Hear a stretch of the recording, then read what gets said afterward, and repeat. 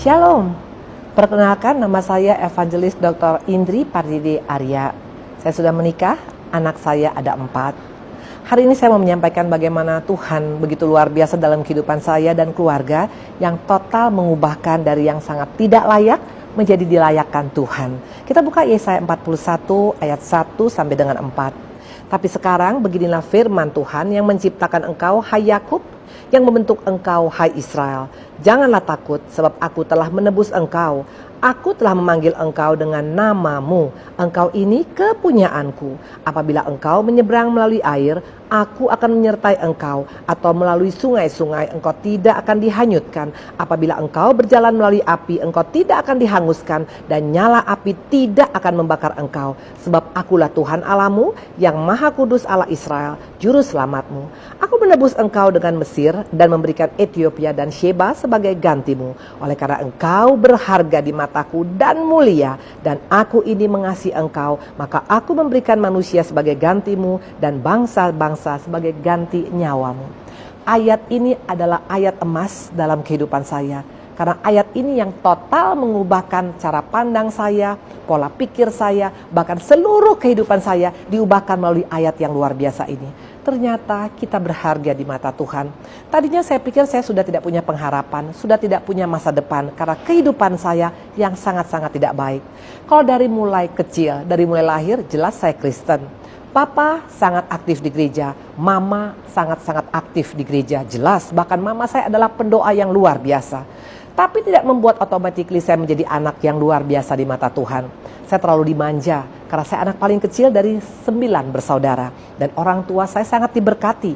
Itu yang membuat saya sangat dimanja. Apa yang saya minta harus saya dapat. Sehingga membuat saya menganggap hidup ini terlalu kecil dan terlalu sepele. Terutama untuk mencari Tuhan. Gak penting-penting lah. Karena semua saya punya. Akhirnya saya sampai hidup dalam pergaulan yang tidak baik. Pergaulan yang bebas. Bahkan saya menikah dan meninggalkan Tuhan selama 11 tahun. Tidak main-main. Anak saya ada 3, tapi semua tidak pernah saya arahkan kepada Tuhan Yesus. Rumah tangga kami akhirnya bagaimana? Akhirnya rumah tangga dalam keadaan porak-poranda.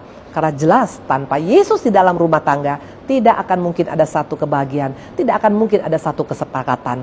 Akhirnya apa yang terjadi? Bukan hanya sekedar rumah tangga berantakan, ekonomi saya pun hancur sampai hutang saya di mana-mana. Ekonomi hancur, rumah tangga tidak sehati, anak-anak juga menjadi broken home karena papa mama setiap hari ribut. Sampai akhirnya 11 tahun kemudian saya berpisah. Dan berpisah itu tidak membuat saya mencari Tuhan. Tetap bagi saya, ya sudah. Kalau tidak cocok, saya cari yang lain. Sangat simpel, sombong. Kenapa? Karena anak manja yang tidak menyadari bahwa hidup ini harusnya fokus kepada Tuhan, bukan fokus kepada diri sendiri. Kemudian akhirnya saya menikah lagi. Dan pernikahan yang kedua bukan membuat saya mencari Tuhan. Sama saja. Tetap menganggap yang penting hidup ini dinikmati. Bahkan saya mulai membuka usaha. Usahanya jelas bukan daripada Tuhan. Karena buat saya pada saat itu yang penting cuan. Yang penting uang. Yang penting banyak dapat berkat. Tidak masalah dari manapun berkat itu. Saya buka usaha diskotik. Jelas uangnya banyak. Itu tidak main-main. Hanya buka 3-4 jam. Uangnya lebih daripada orang kerja bertahun-tahun. Tapi apa itu dari Tuhan? Tidak mungkin.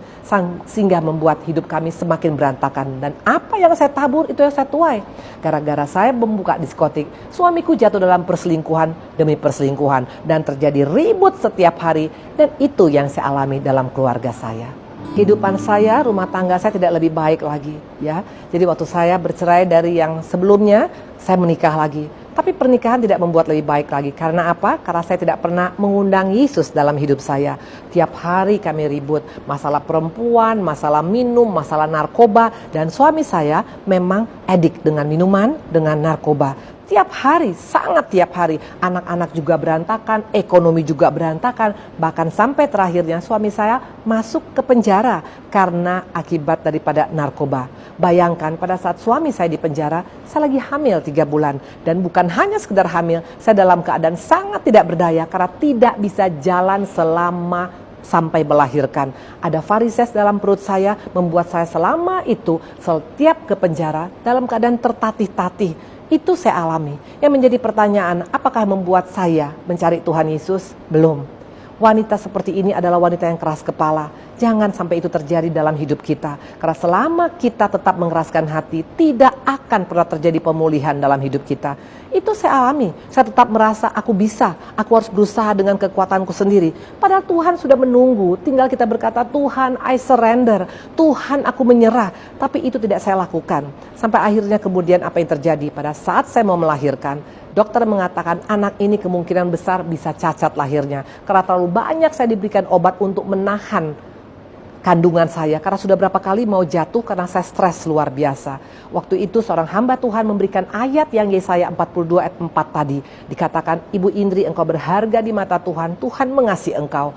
Di sana saya terkaget-kaget. Saya merasa, masa sih Tuhan masih mengasihi saya? Saya katakan kepada hamba Tuhan itu, kalau betul Tuhan Yesus mengasihi saya minta tanda anakku lahir normal, maka aku akan banting setir, akan ikut Tuhan sungguh-sungguh. Dan it happened. Anak saya lahir normal, anak yang cantik sekarang berusia 18 tahun, pintar, cantik, dan luar biasa. Ternyata Tuhan jawab doa saya. Itulah permulaan pertobatan saya. Mulai dari sana saya mulai ikut pelayanan, ikut mencari Tuhan, haus akan Dia. Dan akhirnya apa yang terjadi? Waktu kita sungguh-sungguh surrender kepada Tuhan, semua Tuhan ubahkan. Ekonomi yang hancur, hutang yang banyak, Tuhan kembalikan semuanya. Sakit penyakit yang tidak pernah henti-hentinya. Sekarang saya sehat luar biasa. Anak-anak yang tadinya juga amburadul karena broken home. Sekarang 2 daripada anak saya sudah menjadi dokter yang mau mengambil spesialis. Bahkan ekonomi yang hancur pun Tuhan kembalikan semuanya 30, 60, 100 kali lipat. Dan yang paling luar biasa, suamiku yang notabene-nya tadi belum bertobat, yang suka main perempuan, yang suka narkoba, yang suka obat-obatan, yang suka mabok-mabokan, sekarang bisa melayani dengan teman-temannya dalam grupnya, dan yang luar biasa, sekarang kami suami istri bisa bersama-sama menjadi berkat.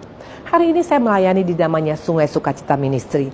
Itu pelayanan wanita. Kenapa saya melayani di wanita? Karena ternyata kalau wanitanya sungguh-sungguh takut akan Tuhan, wanita betul-betul menjadi penolong, wanita sungguh-sungguh mengandalkan Tuhan, maka sangat simpel untuk keluarga diubahkan Tuhan. Tuhan Yesus baik, Tuhan Yesus luar biasa. Kalau saya dan keluarga saya bisa diubahkan Tuhan, saya percaya semua kita akan mengalami hal yang sama. Kuncinya hanya satu, jangan keraskan hati. Katakan kepada Dia, I surrender God.